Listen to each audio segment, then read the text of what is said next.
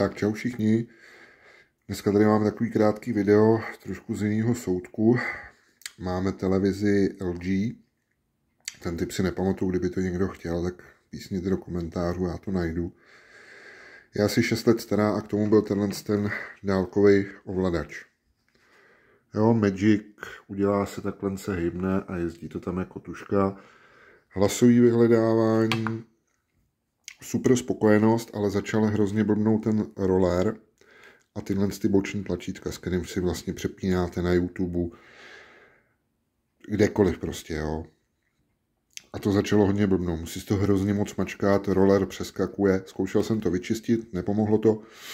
Koukal jsem na nový ovladač, originálně stojí kolem 1000, ten Magic ovladač, tak jsem zkusil za 214 objednat z Temu a uvidíme, jaký bude a jak bude fungovat.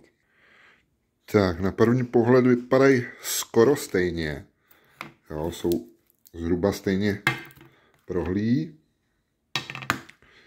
Je tady, koukám, trošičku jinak rozložený, decentně rozložený tlačítka.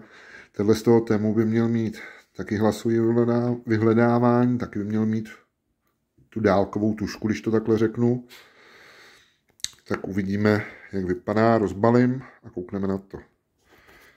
Tak, první, co musím říct, jako zatím vypadá skvěle zpracování, ale co musím říct, možná je to tím, že je novej, jo, ale tady na tomhle tom ovladači, kde ten roller mnohem snáš, asi už jak je vojetý, tady jde tak jakoby stuha. Jo, tyhle tlačítka, vypadá, že mačkat všechno v pohodě, jo. Je fakt, že ten zvuk těch tlačítek je oproti tomu originálu, jo, takovej prostě syrovej, takovej hrubej, ale tak s tím se na ty peníze dá počítat. Dám tam baterky, zkusíme, jestli se vůbec s televizí spojí a jestli bude všechno fungovat. Tak, jednu baterku tam mám, je to normálně klasicky velký tuškovky, hodím ji tam, ale je vidět, že trochu bliká. A teď uvidíme. Hele, a normálně, krásně, okamžitě funguje. Jemně, tam to bylo hrozně ochozený. Teď zkusíme, jestli má tu. A, tak to nemá. Jo, oproti tam tomu koukám, že to nemá, ale oni tam psali, že by to mělo mít tu tušku. Takže vůbec nevím. To budu muset ještě prozkoumat. Hele, zkusíme hlasový vyhledávání. Čekat. Takhle. Dáme třeba registrace nového dálkového ovladače. Dálkový ovladač Magic byl úspěšně registrován. Jo, helejte, a objevila se tam i ta tuška, což je úplně super. A teď zkusíme to vyhledávání. Dáme třeba ABBA.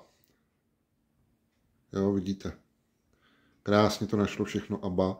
Hele, jako za ty prachy jsem opravdu spokojený. Uvidíme, jak dlouho vydrží, ta kvalita, ty tlačítka, všechno, ale myslím si, že pecka. Ten starý si nechám, kdyby tenhle odešel jako rezervní, hele, ale myslím si, jako, že je super. Jo, jak jste viděli, ten ovladač se musel registrovat s tou televizí a pak se teprve objevilo to vzdálené ukazovátko. Vyhledávání hlasový jde taky, takže já jsem zatím dobrý. Uvidíme, jak to dopadne.